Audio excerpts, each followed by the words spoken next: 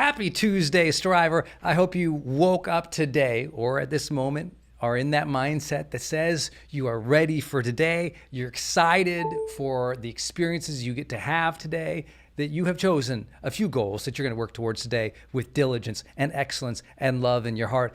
And if you've not done that yet, if you don't feel that way, remember, you can always go to your journal section of your GrowthDay app, smash that button that says Morning Mindset, and fill out those prompts to get yourself in a better mindset to serve today. You know, today I'd like to take on a new personal development topic, as you know I love to do here in GrowthDay every day. And this is a topic that came up a lot during Mel Robbins' High Five Challenge that I thought would serve in just sharing a simple framework and some simple ideas. And that is related to the idea of what do you do when you don't have the support that you want in your life?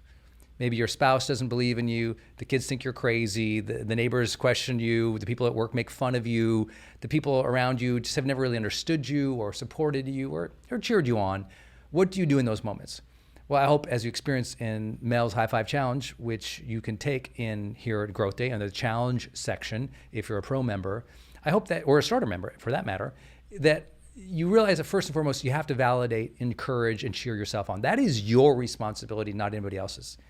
See, other people, they have their own dreams. They have their own biases, their own way of thinking about the world, and yours doesn't have to perfectly line up with them.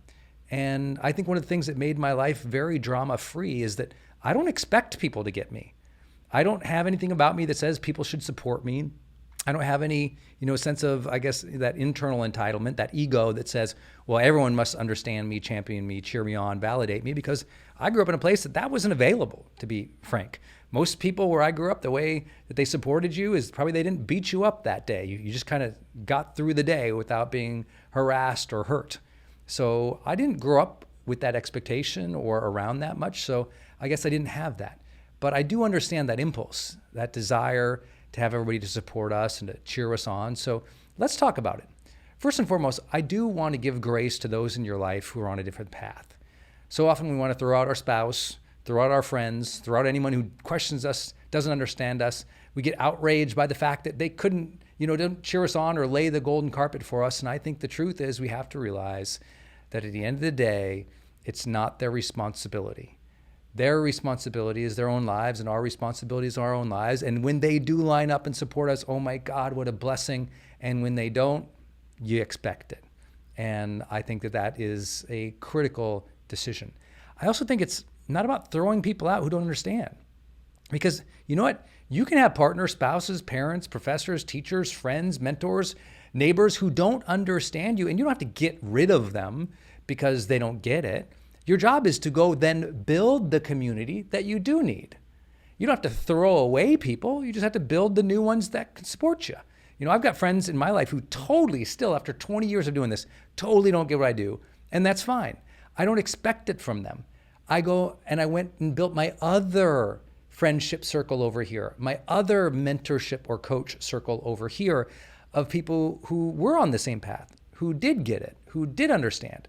And that's one reason we built GrowthDay the way we did, was to try and build in a community for you of people who understand that you're striving for better things for yourself and your family at this stage of your life, and they cheer you on. I think the next thing I always think about is not just throwing away people, but building up, is also I always say to people, well, no one supports me. I'll say, have you been vulnerable, honest, true, and consistent enough? Let me say it again. Have you been vulnerable, honest, true, and consistent enough in sharing your real thoughts, sharing your real feelings, sharing your real desires, sharing your real needs, sharing what it is you're really after in life so that other people around you do have a chance to get it? So many people say, well, I told her my goals. When? 1995? Some people, they need a lot of reminders. My wife has to remind me 50 times a week to take stuff off the counter. I think that's important to remember that some people, they're busy living their own lives and they need some reminders about what's important to you. And it takes a lot of vulnerability, but more than vulnerability, consistency and truth to speak about what you think, feel, desire, and dream of on a consistent basis with those you love, those who are around you, enough communication so that it's absolutely clear that they can then ready themselves to support you, that they can then ask the questions or make the introductions. Another big idea I have is to always ask those around you, hey, do you know anybody who, and fill in the blank. If you ever hung out with me for a single day out in the real world, I promise you, you would hear me ask somebody this. And if you and I went out to lunch, I promise you, I would ask the waiter, tell you, do you have any recommendations of other great places I can go here? Or if I'm in that town visiting, hey, do you know anyone who knows about this place? Do you know anyone who knows about this thing? Because that's what I do. Do you know anyone at the local radio station? Do you know anyone who, and I will ask so many questions. You're like, oh my gosh, Brendan has already asked 50 people for 50 different connections or 50 different insights or 50 different experts, and we've been on the ground for 50 minutes. And I think that's how you build a network of support, is that you're always asking that question. Do you know anyone who ... Another idea is that you have to post your goals and post your failures. That a lot of people on their journey to greater success or achievement, they never actually say anything about it to the people around them, but they also don't socialize their goals. And I'm always teaching, if you don't socialize your goals, you can't realize your goals, right? You got to share it with other people and let people know about that journey. See, a lot of people won't buy into your dream, the end state, the outcome. But if you keep talking about your journey there, they get invested in your story, in your ups and your downs, your triumphs, your failures, your trials. And all of a sudden you start noticing the more people who know your journey, because you've been sharing that journey and the goals that you have along the way, the more people start opening doors. The more people say, hey, I do know somebody who ... Another big idea is that sometimes, just at that time in your life, there aren't people around to support you. You have tried all the things, you've asked the questions, you've been vulnerable, you've been sharing over and over with your spouse, your partner, someone else, what you were trying to do, and they don't get it. And what I've always said is, don't stop just because of that. Seek external mentors, coaches. And sometimes those are people you don't ever actually talk to. Let me give you an example. Do you know anybody who has radically changed your life who you've never met? I got a list of about 50 of those people. Those are people whose books I've read. Those are people whose podcasts I've listened to. Those are people whose online courses I've taken. Those are some people who I've gone to their seminars or their conferences or been in their masterminds. I've actually never even shook their hand or met them.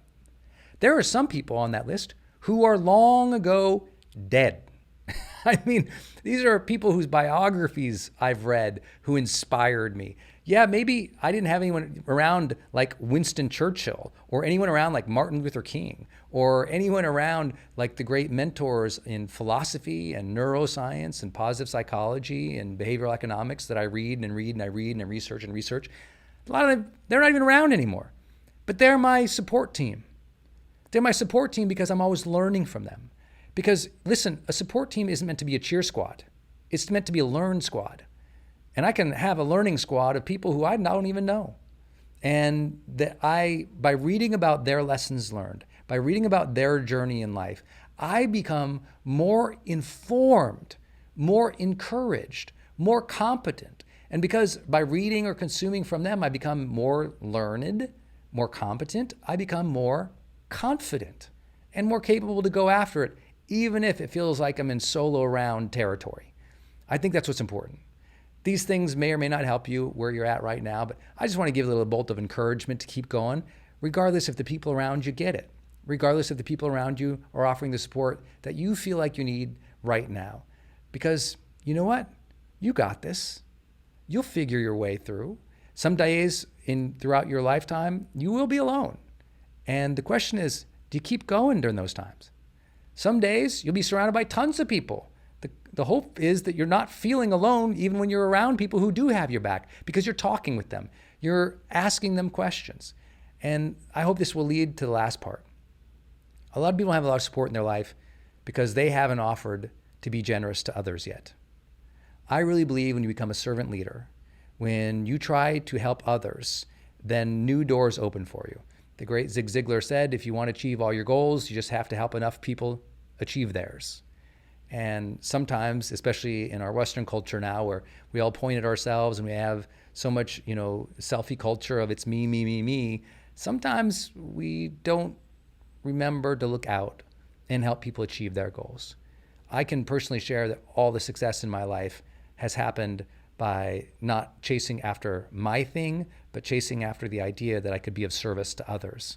And then hopefully adding value to others and supporting others on their journey. They in turn have supported myself, my business, my dreams, and some of the movements that we've started over the years. I think that's always something to keep in mind.